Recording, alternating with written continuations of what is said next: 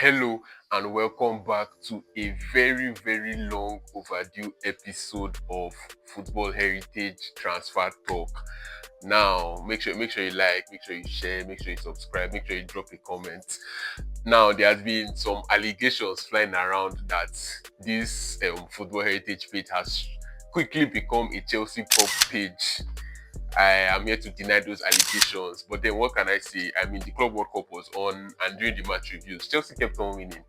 Chelsea kept on winning, and of course, we have to prop the team that's winning, and of course, Chelsea won it in the end. But don't worry, guys, this is not a Chelsea prop video. This is actually to discuss the transfers, right? We haven't done a transfer talk episode in a few weeks, and I said, yes, this is the perfect time to do one. So let's get into it now. Right now, the story that is hot is the Isak and Ekitike story. Now, what happened yesterday, according to Fabrizio, was that Newcastle sent in a bid for Ekitike for about 80 million euros thereabouts, but it was rejected. And now Liverpool has sent a bid for Isak yesterday to Newcastle, and Newcastle are basically saying that Isak is not for sale. So now today, Liverpool have gone to make a bid to submit a second bid for Ekitike. They've already agreed personal terms with Ekitike, so he's fine with going to Liverpool, and it's fine with going to Liverpool, right? So it's for the clubs to agree the fee and all of that. So let's discuss, right? First of all, starting with Isak, this is like, to be honest, I think general consensus now should be that Isak is the second best striker in the league. Like, no debate, no doubt, he is that good. Like this past season, he really came into his own. Like, he gave the best teams difficult times, and he led Newcastle to winning their first trophy in about 50 years or so, right? He troubled the likes of Van Dijk's, Gabriel, Saliba's. Like, the best teams in the league were genuinely struggling against him. And I think this year, or this season that just passed, really stamped his ground as the second best striker in the league behind Haaland. So this is a complete striker, honestly. His finishing is good, his link-up play is good, he's running down the channels, is scary. Like, honestly, he's a proper footballer, and then he's a proper striker. His finishing is beautiful, right? Honestly, so he's a great striker. He's a striker that has been involved in so many transfer rumors. Who knows if he's even going to actually stay in Newcastle at the end of the season? But yeah, I think Newcastle will do well and do everything in their power to keep Isak. They have to keep Isak. Like, they are going into Champions League this season. They finished fifth last season, so that means that they are going to get Champions League this season. So I believe that Newcastle are going to do everything in their power to keep Isak, and why not? He's one of the best in the world, honestly, at this point, and I believe they would actually keep him.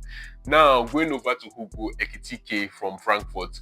Of course, guys, I'm not I would say the biggest Bundesliga fan, right? Obviously, so I haven't seen him in enough 90-minute games. But from the comps I've watched, I'm moved though.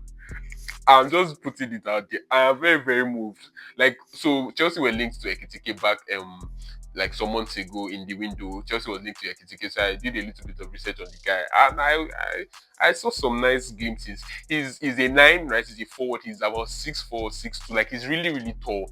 But for his forward that tall, he's still very technical. Like, he's Jesus, he's very technical. You know, his link up play looks really good. Looks like a striker that would like to drop deep, associate his finishing, at least from the few goals I saw in the comps, still looked very good. I think he scored against Spurs in the Europa League quarterfinals as well, right? So he's a good buy. He's honestly a good striker. Initially I was so against the signing, but the more I watched the comps, the more I looked at the guy, I was like, okay, I can see how this fits. But yeah, I don't think Chelsea is going for him anyways, and he looks like he may be going to Liverpool if they agree the bid. But I think that would be a good signing for Liverpool. I think that would be a good addition to their attack line. I think an Ekitike, Vets, and Salah front trio can really cause trouble for the league. I think that Ekitike will be a bit like Firmino. He may not score the most goals, like he will probably not outscore Salah, for example. But I think he's the way he's going to be creative. Basically, he's going to be a link up player. Very similar to what Firmino was very, very similar to what United hoped Zexi would be when he was coming, because he said he's both a 9 and a 10, or he's in between 9 and 10.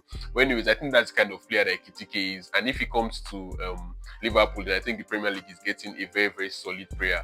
Now, Gyokeres to Arsenal has been on the cards for a while now. It seems like that may inevitably come through, basically, right? I think for Arsenal, if they do get that signing over the line, because that's been very, very difficult negotiating with Sporting, if they do get that deal over the line, I think it's an excellent signing for Arsenal. I think an excellent signing, right? Gyokeres, I mean, his numbers speak for itself. Like, the number of goals he scored in Sporting over the past 2 seasons, ridiculous, honestly.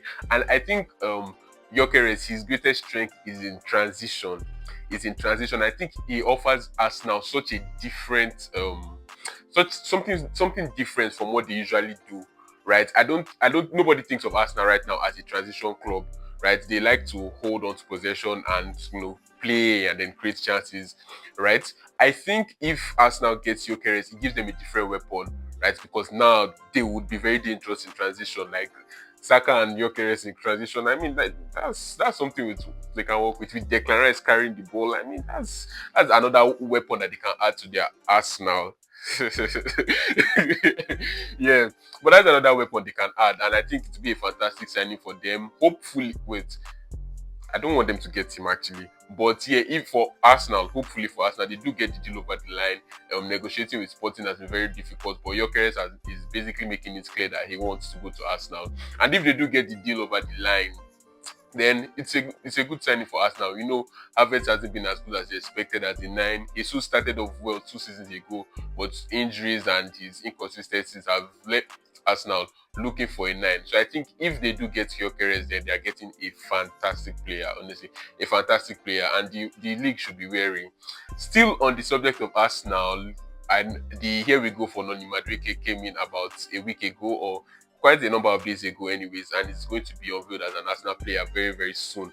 Now, the Noni Madueke deal, what can I say about it? I think the word I can say about it is strange. It's a very, very strange deal.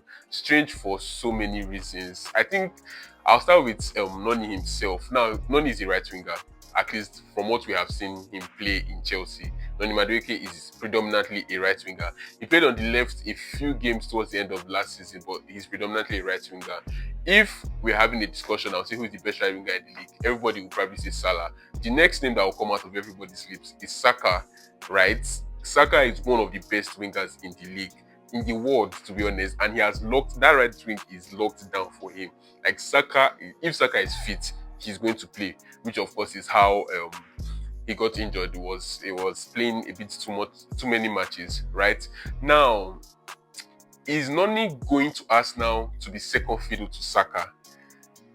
I don't know.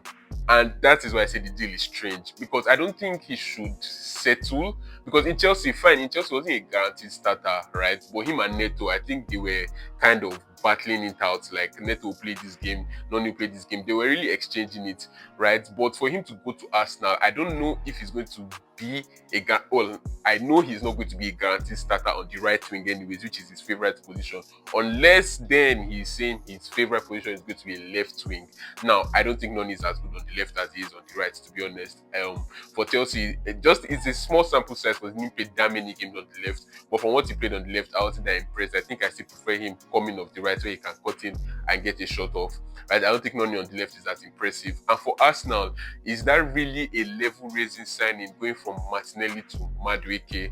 Like, I feel the level is about the same. I don't see it as an upgrade, as a significant upgrade for a £50 million signing, and that is another reason why I say the transfer to me is strange, because Arsenal is spending about £52 million on Noni Madueke, and I don't even see it as an upgrade on their current left wing option, to be honest. So it's a strange deal. For Chelsea, I don't think it's so strange because they have reinforcements coming in, the likes of Brimo Gittins, who will probably play off the left, the likes of Estaval, who will play off the right. Neto is still available. Joao Pedro can play off the wing if necessary. So I don't see it as a strange deal for Chelsea, but for Noni and for Arsenal, I see it as kind of a strange deal. But who knows? Maybe Arteta has an ace of his sleeve that we don't know about.